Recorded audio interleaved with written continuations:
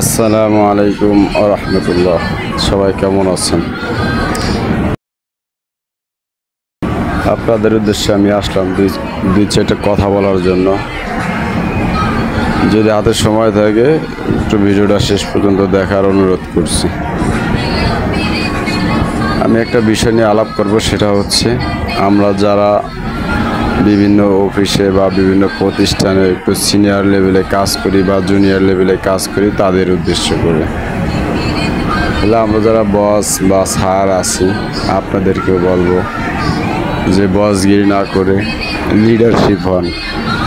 একজন বসের থেকে একজন লিডারশিপ খুবই গুরুত্বপূর্ণ। একজন লিডার সে চাইলে অনেক কিছু করতে পারে। একজন লিডার তখনই সাকসেসফুল লিডার হয় যখন তার অধীনস্থদের দিয়ে সঠিকভাবে কাজ করে কাজটা আদায় করে নিতে পারে। এখন হয়তো বা বলবেন যে সঠিকভাবে কাজ কিভাবে আদায় করব, আবার এখানে আমার আন্ডারে 20 জন বা 50 জন লোক কাজ করে, এখানে কেউ কেউ আছে খুব ভালো কাজ করে, আবার কেউ কেউ আছে খুবই খারাপ কাজ করে, আবার কেউ কেউ আছে ভালো কাজ পারে কিন্তু করে না, ইচ্ছা করেই করে না। তা আপনি একজন লিডার, আপনার কাজ হচ্ছে দুটি।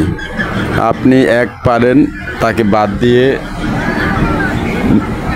কাজ করতে, আর এক পারেন হচ্ছে তাকে রেখে কাজ করতে।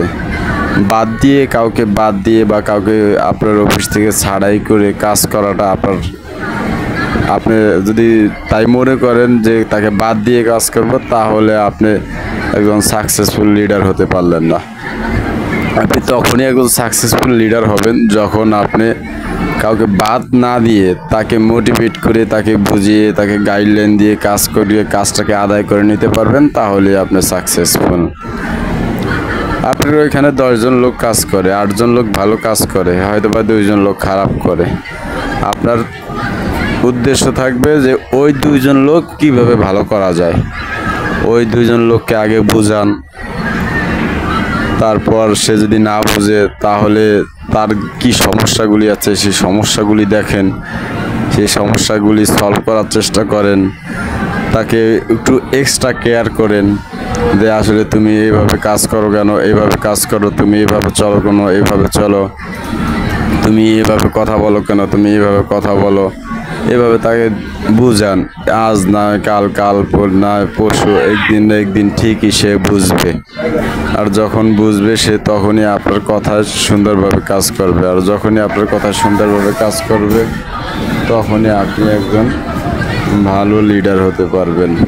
অন্যথায় আপনি একজন ভালো লিডার হতে পারবেন না।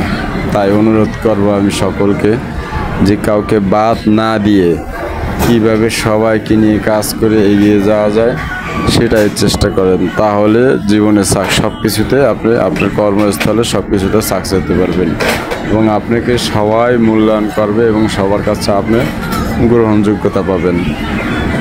অন্যথায় আপনি হয়তো বা তাকে ফ্যাক্টরি থেকে বের করে দিলেন বা চাকরিচ্যুত করলেন, সেও তো একটা ফ্যামিলি, তারও তো একটা ফ্যামিলি আছে, তারও তো একটা মা বাবা আছে, ভাই বোন